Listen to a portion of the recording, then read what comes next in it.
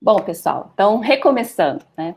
Então, a aula de hoje vai tratar desse problema da representação computacional do espaço e retomando aquilo que eu falei na aula passada sobre geoprocessamento, sistemas de informação geográfica, eu comentei que eles evoluíram a partir da convergência entre diferentes disciplinas, né, que tem essa localização geográfica como uma questão importante a ser observada nos estudos. Então, quando a gente está falando de geoprocessamento, de sistema de informação geográfica, a gente está falando de uma tecnologia fronteiriça, de fronteira, né, entre distintos campos do conhecimento, e uma tecnologia na qual, né, o espaço é a linguagem comum, mas é o espaço computacionalmente representado. E é sobre isso que a aula de hoje vai tratar. Porque representar o espaço geográfico, que é super complexo, que tem várias dimensões, no computador, nessa caixinha que a gente tem aqui, nessa maquininha, não é uma tarefa fácil, certo? Então, a primeira coisa que a gente tem que ter em mente é que a gente está, aí vem a palavra, representando, que a gente vai sempre tratar de representações do espaço. E toda representação é uma visão reduzida, né? E a Mafalda, essa tirinha é ótima, porque a Mafalda já sacava isso, né? Ela vem aqui, olha, conversando com o ursinho dela. Olha, esse é o mundo, você está vendo? Sabe por que esse mundo é bonito? Porque ele é um modelo reduzido, porque o original é um desastre, né? Então ela já tinha essa consciência de que aquilo era uma representação, uma visão reduzida do mundo. E o mundo pode, portanto, né, o espaço, ser modelado de muitas, inúmeras formas diferentes, né? Se eu lanço um problema aqui, um conceito, vulnerabilidade, cada um vai poder modelar isso de várias formas diferentes, né? Então, qual é o nosso desafio, né, que vocês vão ter aqui no curso para o trabalho de vocês e ao longo da vida de vocês, né? É escolher aquelas representações computacionais que são mais adequadas para capturar essa semântica do nosso domínio de aplicação. O que é mais adequado para o nosso problema? Quais as representações são mais adequadas para o nosso problema? Muitas vezes, quando a gente está um pouco ansioso em relação ao trabalho, com os alunos isso é muito comum, e querem estudar uma determinada área de estudo, eles querem o máximo de dado possível sobre aquela área de estudo. Mas isso nem sempre é uma boa, né? A gente tem que saber o que a gente quer entender sobre aquela área, o que a gente quer representar. E aí, sim, escolher as representações computacionais mais adequadas para aquele problema. E como é que a gente pode, como é que essa realidade geográfica ela vai poder ser, como é que a gente pode modelar, abstrair, simplificá-la, né, num sistema de informação geográfica? Para isso existe um processo de representação computacional que abrange diferentes níveis de abstração, né? Que a gente vai começar por o universo do mundo real, né?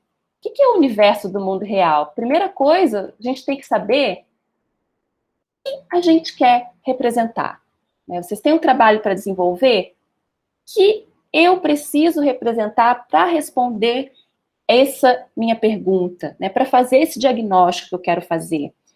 Eu estou querendo representar entidades que já existem, assim, entidades visíveis, né? Eu preciso representar edificações, ruas, enfim, o limite dos municípios, coisas que são visíveis ou já bem definidas do ponto de vista político, administrativo, ou eu estou falando de conceitos mais abstratos, né, que são invisíveis. Estou precisando representar coisas invisíveis, como exclusão, inclusão social, violência, pobreza, desigualdade. Então, a primeira coisa que vocês têm que ter claro, e é algo que vocês já podem começar a discutir no grupo de vocês, no tema de vocês, dentro do problema que vocês estão pensando, o que vocês precisam representar, né? O que vocês querem representar? E se for um conceito abstrato, qual é o conceito que está por trás dessa palavrinha violência, desigualdade, exclusão, né? E a partir desse conceito, como que eu vou torná-lo, né, representável? Então, é o primeiro passo para a gente representar o espaço nessa caixinha do computador, né? Depois a gente vai para um outro nível de abstração, que a gente vai chamar aqui de universo conceitual, né? A gente vai representar campos contínuos ou objetos discretos. O que eu quero dizer com isso, né? Então, dentro do universo conceitual, a gente vai ter esses conceitos de objetos e campos.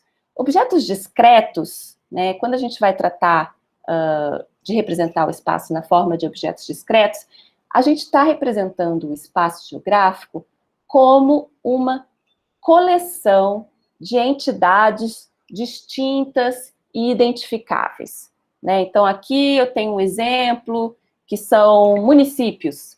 Então, cada município é um polígono, né? Cada um desses polígonos tem um identificador que os torna únicos, né? Ou um cadastro, uma planta cadastral. Então, cada lote é um polígono, cada polígono é único, tem o seu identificador. Então, são objetos discretos. É uma coleção, desculpa, uma coleção de entidades distintas e identificáveis. Ou eu posso representar, eu quero representar na forma de campos contínuos. E aí o espaço geográfico já é uma superfície contínua. É mais esse último exemplo aqui, ó. Como se cada pontinho eu tivesse um valor diferente, representar as coisas de forma contínua. Né? Objetos discretos, como eu falei, né? Então, essas entidades bem distintas, identificáveis, limites bem definidos. Aqui a gente tem os municípios do estado de São Paulo, né? Cada um bem delimitado com o seu polígono, e tem o seu atributo, aqui no caso exemplificando o IDH, o Índice de Desenvolvimento Humano. Aqui a gente tem cadastro urbano, os lotes, cada um bem identificado, ó, polígono 1, 2, 3, 4, associado a uma tabelinha, no qual tenho a linha 1 com as características do polígono 1, a linha 2 com as características do polígono 2. E esses objetos discretos, é bem intuitivo, imagino, né, para vocês, que seja algo bem intuitivo representar as coisas como objetos discretos. E eles, de fato, são adequados para representar muitos fenômenos, né? Muitas coisas que nós gostaríamos de representar. Mas será que a gente ia usar objeto discreto para representar, por exemplo, propriedades de um solo, o relevo de uma região, a altitude? Como é que eu ia usar objetos discretos para representar altitude? Né? Tipo, altitude de quê? Né? Será que eu ia usar objetos discretos para representar uma declividade? Nesse caso, né, na maioria desses casos, vale a pena lançar mão de uma representação contínua, né, representar o espaço como uma superfície contínua, e sobre a qual os fenômenos vão variando, né? Então, para cada ponto da região, aqui é um exemplo, né, de uma representação de altitude, para cada pontinho dessa região, eu vou ter um valor de altitude distinto. Né? Então, não é aquele objeto, né? Eu já estou representando a coisa de forma contínua. E aí? Criminalidade em São Paulo. Quero representar a criminalidade em São Paulo. Será que eu represento na forma de campos ou objetos? Posso representar de formas diferentes. Eu posso representar na forma de objetos do tipo pontos, né? Eventos. Então, eu tenho aqui as ocorrências de homicídio segundo o local de ocorrência do crime. Essa é uma forma de representação de pontos na forma de objetos discretos. Eu tenho pontos aqui, cada ponto é único. Mas eu também posso converter esses pontos para uma superfície. Aqui eu tenho o que muitos chamam de um mapa de calor, né? Uma superfície de densidade. Então, aqui eu vejo a densidade dessas ocorrências. Então, aqui eu já estou tratando a questão da criminalidade como uma superfície contínua, em que eu tenho os meus hotspots aqui, de criminalidade. Ficou mais fácil ver, né, essas ocorrências por meio dessa superfície. Eu consigo ver claramente que aqui tem mais, aqui também tem outro cluster, aqui tem outros clusters. Então, eu tenho aqui objetos discretos e campos contínuos. E aqui uma terceira forma, que também é na forma de objetos discretos. Eu posso pegar esses pontos, agregá-los em polígonos, por bairros, por setores censitários, e computar uma taxa. Então, aqui eu também volto para os objetos discretos, né, em que eu tenho uma taxa por polígono, né, e esse objeto, cada polígono é único. Bom, falamos do mundo real, o que eu quero representar, desse universo conceitual, campos contínuos ou discretos, que ainda são só conceitualizações e não vão lidar com as limitações, com as restrições do computador em si, né? Então, agora a gente vai falar do universo de representação, que é super importante quando a gente vai entrar nessa questão da estrutura de dados. Se a gente vai tratar de dados matriciais ou raster, ou de dados vetoriais. E o universo da implementação a gente não vai tratar nesse curso, que já é para os programadores hardcore, mas aqui a gente vai parar nesse universo aqui da representação.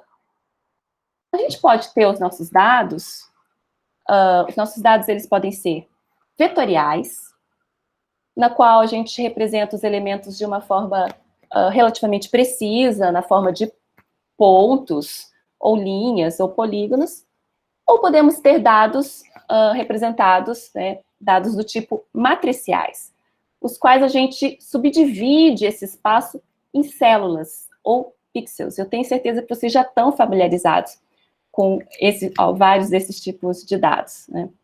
E quando a gente vai montar o nosso banco de dados, em geral, a gente combina esses tipos de dados. Então, vocês podem ter dados vetoriais, com o limite dos municípios, com as ruas, as parcelas, e dados matriciais, de uso do solo, elevação, tudo isso combinado para ter a representação do mundo real que vocês buscam. Né? E seria uma associação, acho que, bem intuitiva. Se eu estou tratando de objetos discretos, será que eu parto para uma representação vetorial, ponto, linha, polígono? E se eu estou tratando de campos contínuos, será que eu trato para uma representação matricial, de células, né, ou mais parecido com pixels, que a gente está acostumado das fotografias, e raster? Nem sempre. É bem comum a gente fazer isso, pegar objetos discretos e representar na forma de dados vetoriais, campos contínuos na forma de dados matriciais ou raster. É bem comum, mas nem sempre isso acontece, e a gente vai ver isso ao longo do curso. Falar um pouquinho da representação matricial. Todos vocês já estão acostumados com representação matricial. Vocês tiram foto, já devem ter reclamado da resolução de uma foto. Então, na representação matricial, o espaço ele é subdividido em células, ou pixels, né? E essas células são esses elementos de uma matriz sobre a qual a gente vai construir, se constrói a feição a ser representada. E cada uma dessas células aqui vai ter um ou mais valores. Nesses exemplos aqui, ó, é uma representação temática. Então, eu tenho células amarelas, que podem ser, por exemplo, representar solo exposto. A célula aqui, verde, representa uma célula com vegetação. A célula azul representa uma célula com água. Então, cada célula vai ter um ou mais valores, e a área dessa célula tem tudo a ver com a resolução espacial do meu dado.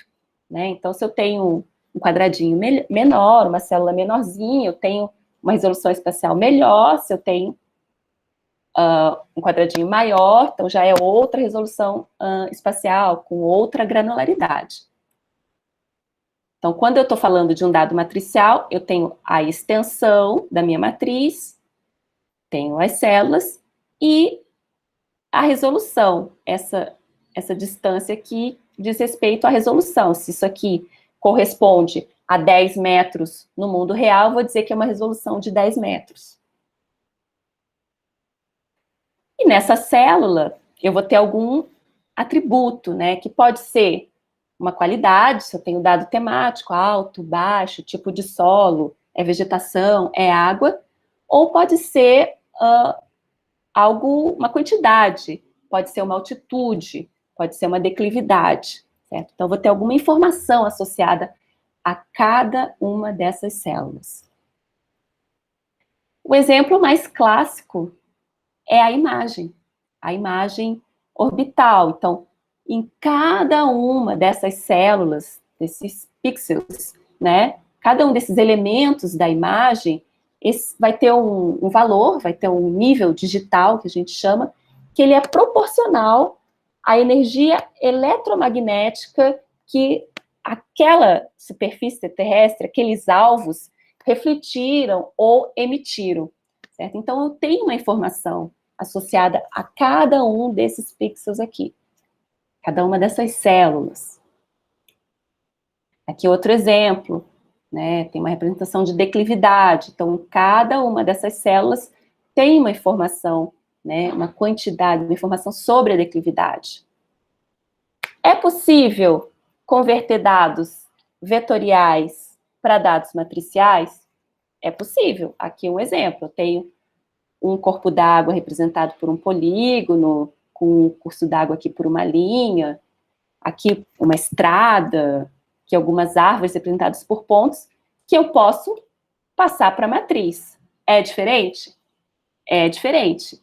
E essa conversão eu vou ter que tomar algumas decisões? Sim, vou ter que tomar algumas decisões, né? Vou ter um problema de mistura das células. Aqui um exemplo para ilustrar, né? Se eu tivesse um polígono de água aqui, outro aqui de grama, e na hora de converter, né, para uma matriz, isso aqui é o quê? É água ou grama? É água ou grama? Né? Eu posso ter um critério no qual eu digo que se a água domina, que se tem água, é água. Então, aqui eu diria que é água, né? Água, aqui é água, e aqui é água. Aqui já era água mesmo tendo um pouquinho de grama, e aqui onde só tem grama, é grama. Meu critério pode ser o que domina a célula, o que é a maioria. Ah, aqui a maioria é grama, então vou dizer que essa célula aqui é grama, né? Aqui já a maioria é água, vou dizer que é água. E eu posso não me comprometer e dizer, bom, se é fronteira, eu vou chamar isso de borda, né? Então, aqui é borda, aqui é borda, aqui é borda, aqui é borda. Né? Agora acho que a representação matricial é bastante simples e intuitiva para vocês. A gente está acostumada, como eu falei, a reclamar da resolução das nossas imagens, enfim. A representação vetorial também, imagino, todo mundo já deve ter feito um desenho no PowerPoint, com uma linhazinha, um quadradinho, um polígono. Ali é uma representação vetorial. Só não é a representação vetorial topológica que a gente vai falar aqui na sala de aula e que a gente vai usar ao longo desse curso. A gente pode dizer que a representação vetorial, ela é a forma mais precisa de representar feições geográficas. E com elas, a gente vai representar as entidades através de 3 formas básicas: o ponto, a linha ou o polígono. Certo? Então, quando a gente está falando de linha, né, então essa estrutura de dados vetoriais baseia-se numa relação entre arcos e nós. Então, aqui eu tenho os nós e os arcos conectando os nós. Uma linha vai começar em um nó e terminar em outro nó. Se eu tenho uma linha bem detalhadinha, ó, com várias curvinhas, etc., eu vou ter vários nós e arcos no meio do caminho. Se eu tenho uma linha reta, é um nó no início, né, um nó no final e um arco que conecta esses 2 nós. Então, a linha começa em um nó, termina em outro nó. O polígono, ele começa e termina no mesmo nó. Né? Então, eu tenho um nó aqui, vou ter outro aqui, vou ter outro aqui, vou ter outro aqui, outro aqui, outro aqui, os arcos conectando esses nós, mas ele termina no mesmo nó, né? Ele fecha, por isso ele é um polígono. Eu posso ter polígonos especiais, do tipo ilha. E os pontos? Os pontos, eles podem representar um tema, representar uma igreja, representar um aeroporto, ou eles podem ser pontos cotados, que tem uma quantidade associada a eles. Então, também, mas pode ser que eu esteja representando uma superfície contínua, né, como um relevo, né, o relevo, a altitude, através de objetos discretos que são pontos cotados. Por isso que eu falei, é bem comum a gente representar campos contínuos na forma de raster, matricial. Mas, às vezes, eu posso representar, eu posso acabar usando os pontos cotados. Possível. A grande sacada dos dados vetoriais que a gente vai trabalhar, né, que a gente trabalha em geoprocessamento, é a associação da geometria com atributos. A gente vai associar os vetores a tabelas. Então, os dados vetoriais que a gente vai trabalhar aqui, em geral, eles têm essa característica. A gente vai trabalhar com essa associação entre geometria, o ponto, a linha e o polígono, com os seus atributos. Voltando aqui um exemplo, ó. Eu tenho Caraguatatuba, representada aqui, coberta por setores censitários, né? Então, cada polígono desse é um setor censitário. Então, cada polígono desses tem as informações que um recenseador do IBGE foi lá e coletou, né? Tem agregado a ele essas informações.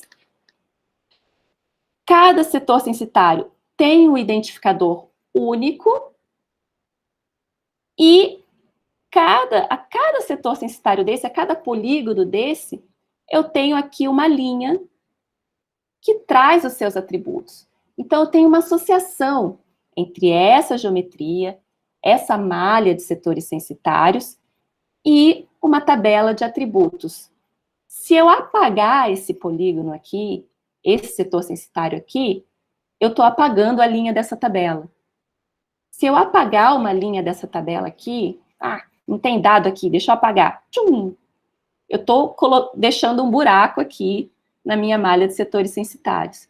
Então, esses dados, eles estão associados. Então, os dados vetoriais que a gente vai trabalhar aqui, eles têm esse formato, eles estão sempre associados a uma tabela de atributos. A mesma cadastro, né?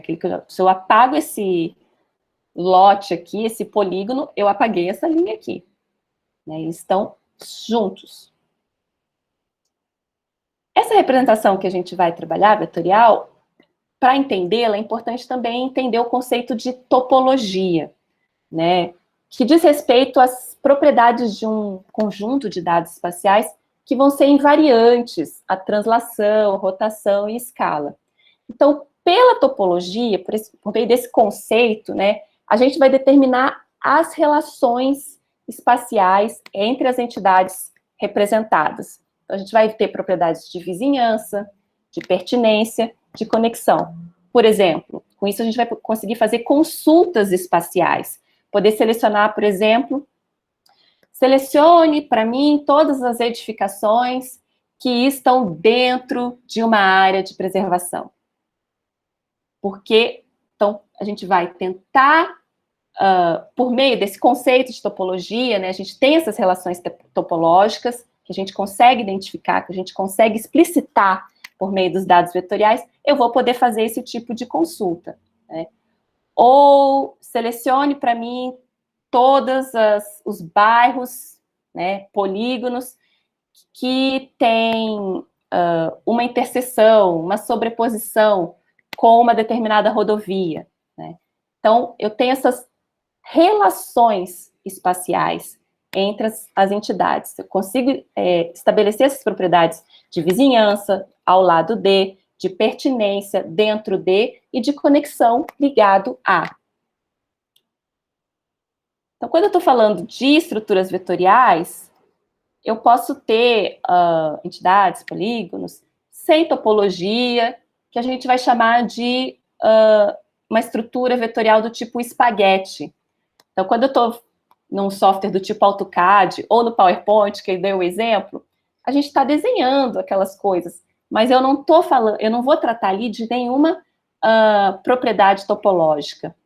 É diferente das representações geográficas que a gente vai lidar aqui nesse curso, que as entidades, no caso aqui os polígonos, eles têm essa topologia arco e nó, e a gente consegue estabelecer essas relações topológicas.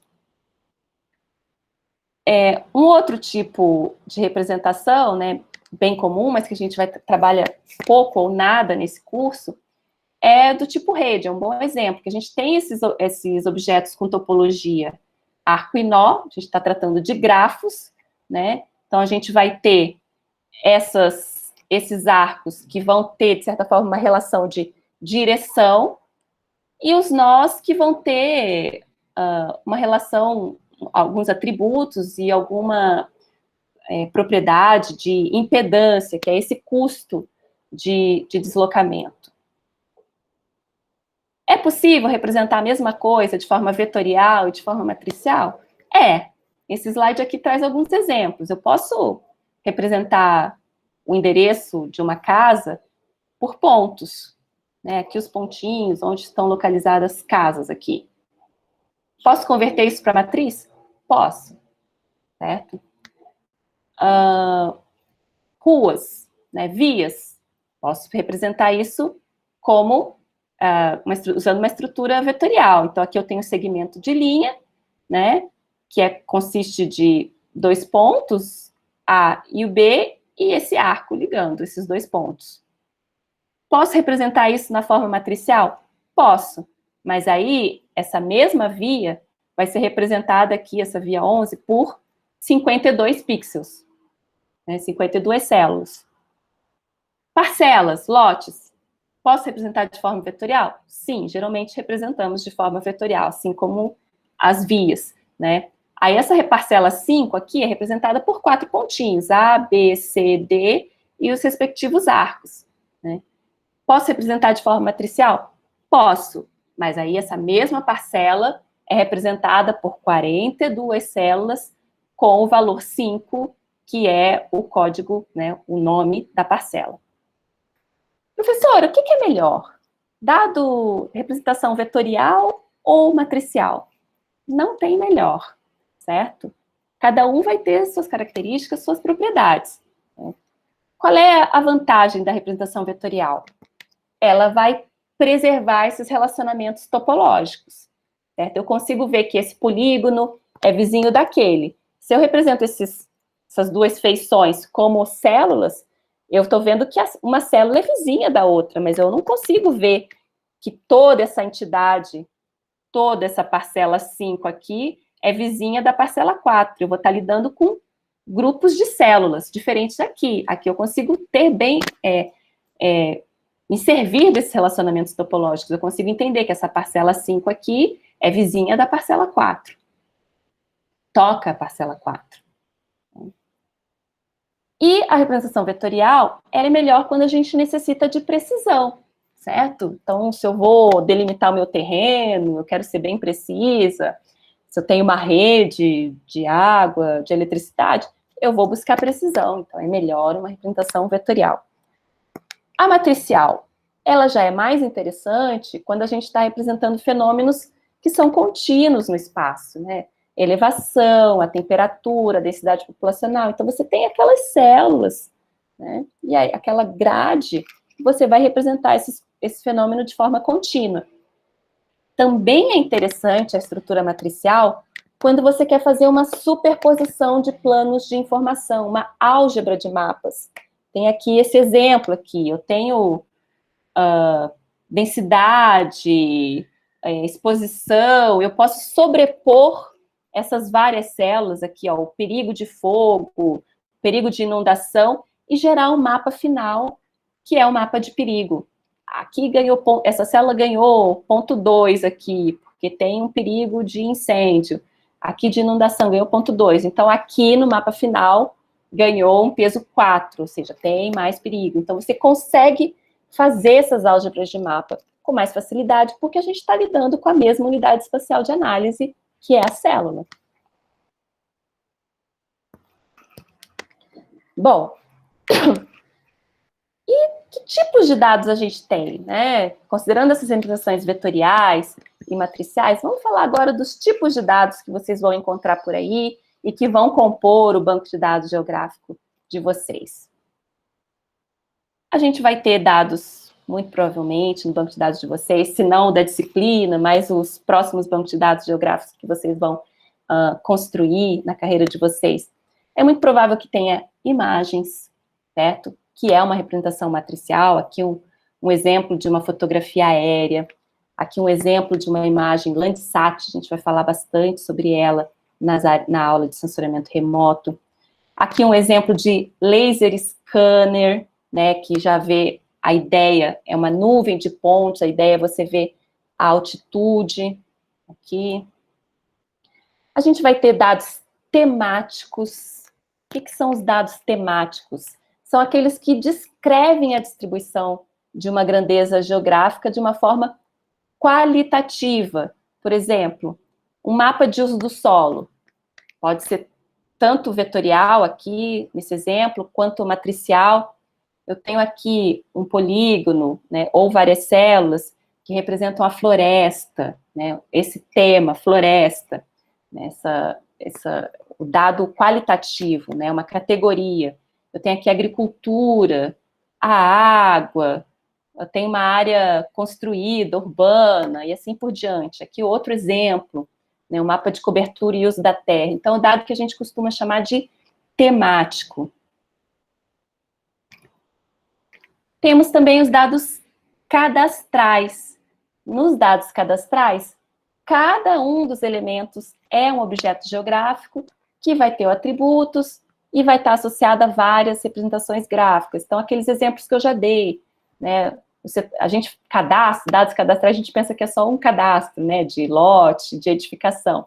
Mas não, o exemplo que eu dei dos setores censitários, aqui é essa ideia, cada objeto, cada elemento é um objeto geográfico que possui atributos. Então, a gente tem a geometria com sua tabela de atributos. Isso a gente chama de dados cadastrais, né?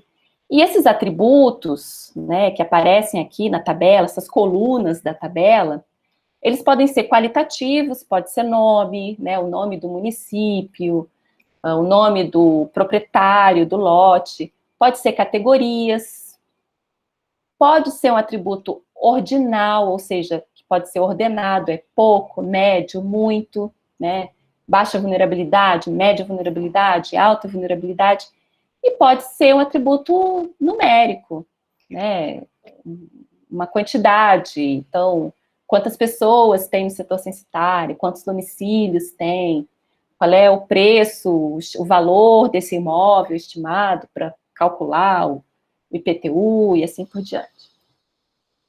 E tem também os dados do tipo rede, né, que é um grafo, que a gente vai ter essa topologia, né, de arcos nós, com esses nós que vão conter essa impedância, e esses arcos que têm um sentido de direção, então mapas de fluxo, por exemplo. Né, e a gente está lidando com dado do tipo, para a gente fazer mapas de fluxo, a gente tem que usar esse dado do tipo redes. Outro tipo de dado, que a gente vai ter uma aula específica sobre ele, são os modelos numéricos de terreno, que é uma variação espacial quantitativa. A gente usa modelos numéricos de terreno para representar uma grandeza quantitativa que varia continuamente no espaço. Então, altimetria, a acidez do solo, a precipitação, a umidade, densidade populacional, eu posso representar como essa variação espacial quantitativa, né, uma grandeza que varia continuamente no espaço. Então, isso a gente representa por meio de modelos numéricos de terreno, e vai ter uma aula específica sobre modelos numéricos de terreno. Bom, em termos teóricos, era isso que eu tinha para apresentar.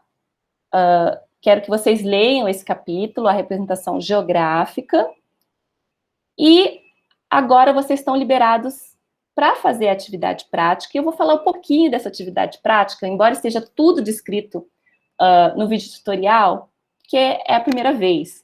Né? O que consiste a primeira atividade prática de vocês? Né? O primeiro vídeo tutorial de vocês vai falar do software QGIS, certo? Vai ensinar vocês, então vocês vão ter que instalar o software na máquina de vocês, vai ensinar vocês como instalar, vai apresentar a interface do software, né, e como importar dados espaciais. Então, vai ensinar vocês a importar dados vetoriais, certo? E aí, eu queria chamar a atenção de vocês do tipo, o que são esses dados vetoriais, a cara desses dados vetoriais. Quando vocês estão acostumados a lidar com dados de texto, por exemplo, vocês já sabem que são dados do tipo .doc, ou ponto .txt. Qual é a cara desse dado vetorial, né? Vocês vão se acostumar nesse curso a ver dados vetoriais do tipo shapefile. Então, vocês vão ter que importar, vai ter um pacotinho de dados, e vocês vão ver os dados que têm essas extensões aqui, ó. .shp, .shx, .dbf. Intriga um pouco esse dado do tipo shapefile, que é um formato super popular de dado geográfico vetorial, que ele não é um arquivinho só, ele é um conjunto de arquivos. Então, o shapefile vai armazenar a geometria do tipo ponto, linha, polígono e a tabela de atributos, certo? Mas ele é um conjunto de arquivos. Então, não adianta você pegar e passar só o ponto SHP para o seu colega, porque ele não vai abrir, né? Ele é um conjunto de arquivos. Você precisa, no mínimo, ter no mínimo 3 desses arquivos. O ponto SHP, que vai trazer a geometria, o desenho mesmo. O ponto DBF, que vai trazer a tabela, que está associada a essa geometria. O SHX, que vai permitir fazer as buscas. E tem outros que são opcionais, mas são importantes, principalmente esse PRJ aqui, que é o arquivo que vai descrever a projeção geográfica desse dado, certo? Então, ele é um conjuntinho de arquivos. Na hora que você for abrir, que você for importar, você vai apertar só o SHP. Mas todos os outros estão por trás, estão indo juntos de alguma forma, tá? Eu queria dar esses pequenos alertas, que são detalhes, mas que podem atrapalhar vocês. Então, alguns alertas. Outro formato de dado vetorial bem popular são os formatos Google, né? Que é o KML, o KMZ. Aí ele é tudo compacto, tudo num arquivinho só.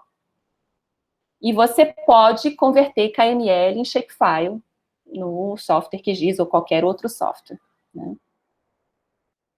Na atividade, vocês vão importar bairros, setores censitários e equipamentos de educação e saúde de São Bernardo do Campo. No caso de equipamentos de educação e saúde, são do tipo ponto. No caso de bairros, setores censitários, dados vetoriais do tipo polígono, certo? Vocês também vão importar dados matriciais. Deixei umas imagens para vocês importarem, para vocês testar como é que é importar. E nisso vocês já vão, ó, começar a ter várias camadas aqui. Então, eu quero que vocês brinquem. Liga a camada, desliga a camada, bota uma em cima da outra. Vocês vão ver se vocês carregam isso aqui para cima. Ele esconde o que está embaixo, como se você botasse as camadas mesmo, os mapas, um em cima dos outros. Eu quero que vocês brinquem com com o software, com essas camadas, ativa, desliga, com a própria interface. Vem aqui, voltar aqui a interface, né? Vamos dar zoom, o pan, clica no botão direito em cima da camada aqui que você importou. Brinquem, explorem, né? O vídeo tutorial não traz tudo, tem que ter essa apropriação por parte de vocês, que a gente costumava fazer no laboratório, juntos, em sala de aula, mas agora vocês vão ter que fazer em casa. Aqui algumas dicas, você pode organizar em grupos as camadas, certo? Importar tabela, então também tem no exercício para vocês importarem uma tabela, que é uma tabela de um dado censitário, e as tabelas, elas vêm no formato CSV. Não sei se vocês estão familiarizados com esse formato. Quem está familiarizado com CSV? Aí, faz assim. Isso, já tem gente familiarizada. O CSV, para quem não está familiarizado, ó, ótimo. Ele vem com essa cara, assim, nada linda, né? Uma tabela CSV, que a coluna, digamos assim, os valores são separados por vírgula, certo? Não vem com aquela linha da coluna bonita e elegante. Ele tem essa carinha, ele é um TXT com os valores separados por vírgula, né? E é esse o dado que o QGIS importa, né? Então, vocês vão importar uma tabela, que é uma tabela do censo demográfico, certo? Vão visualizar essa tabela importada e aprender a unir uma tabela com uma geometria, com um shapefile que já está lá. Isso é super importante, já é um aquecimento para o trabalho de vocês. Se vocês forem pegar um dado como o dado censitário, como é que é o dado censitário? Você baixa o shapefile, né, o arquivo vetorial que traz a malha de setores censitários, que traz os polígonos, E a tabela de atributos associado a essa malha de setores censitários, que você vai baixar lá no site do IBGE, tem pouquinhas coisas, essa tabela de atributos. Ela é bem pobrinha. Ela só tem o identificador do setor, o nome do município em que o setor está, tem poucas variáveis. Por quê? O IBGE, o Censo Demográfico, tem muitas informações, tem muitas variáveis, e você não vai querer todas elas. Então, você vai lá no site do IBGE, vai baixar só as tabelas que têm os dados que te interessam, baixa essas tabelas no formato CSV, traz para o teu software e vai juntar essa tabela com o teu shapefile de malhas censitárias. Então, é isso que esse exercício tenta simular, né? Vai pegar uma malha de setores censitários do IBGE, vai ter uma tabela de atributos com dados do IBGE bem básicos, quantidade de domicílios, população do setor censitário, e vocês vão aprender a juntar isso. Como é que junta? Como é que dá para juntar? Dá para juntar porque tanto a tabela de atributos do arquivo vetorial, do shapefile, quanto a tabela que vocês baixam lá, só o CSV do site do IBGE, tem uma coluna que é comum, que é o código do setor, que é o identificador do setor. Então, para fazer essa junção, a gente sempre tem que ter uma coluna que é comum, tanto na tabela de atributos do shapefile, né, do arquivo vetorial, quanto na outra tabela externa que eu quero juntar. Então, vocês vão aprender a fazer essa união, trazer essa tabela CSV, digamos assim, pro dado vetorial, para que vocês possam, então, mapear essas informações, visualizar essas informações, certo? Vamos fazer essa junção. Existe um outro tipo de dado, que ele é novidade até para gente, que se chama GeoPackage. Ele é bem interessante, é um novo formato padrão, que ele armazena dado vetorial, dado matricial, é como se ele fosse um pequeno banco de dados, tudo num só. Também, em outra atividade, eu vou fazer vocês experimentarem importar um GeoPackage para vocês manipularem. É como o próprio nome diz, né? Um pacotinho gel. Então, ele pode trazer vários dados no mesmo arquivo. Então, é um tipo de dado relativamente novo. Outra dica que os alunos amam nas aulas práticas de laboratório é a hora que os alunos falam, é trazer mapas de referência, por exemplo, imagens do Google. Então, agora a gente está sempre conectado, né? Então, existem plugins no QGIS, existem vários plugins, coisas que você pode incrementar no seu software, e um deles é para você ter acesso a esses mapas que estão nesse tipo de servidores, como do Google, como o OpenStreetMap. Então, ensina vocês, o vídeo tutorial, a instalar esse plugin e poder ter, por exemplo, uma imagem de alta resolução do Google de fundo, né, na área de trabalho de vocês aqui do QGIS. Essa parte os alunos gostam bastante. Tá? Então, por isso é sempre o final da primeira aula prática, para os alunos saírem da sala de aula bem felizes, e espero que vocês também fiquem satisfeitos ao conseguir. Outra dica que vocês vão ter no vídeo tutorial é para customizar esses dados, né? Por exemplo, pegar o dado de polígono e fazer as visualizações, né, da população, onde tem mais gente, nos bairros de São Bernardo.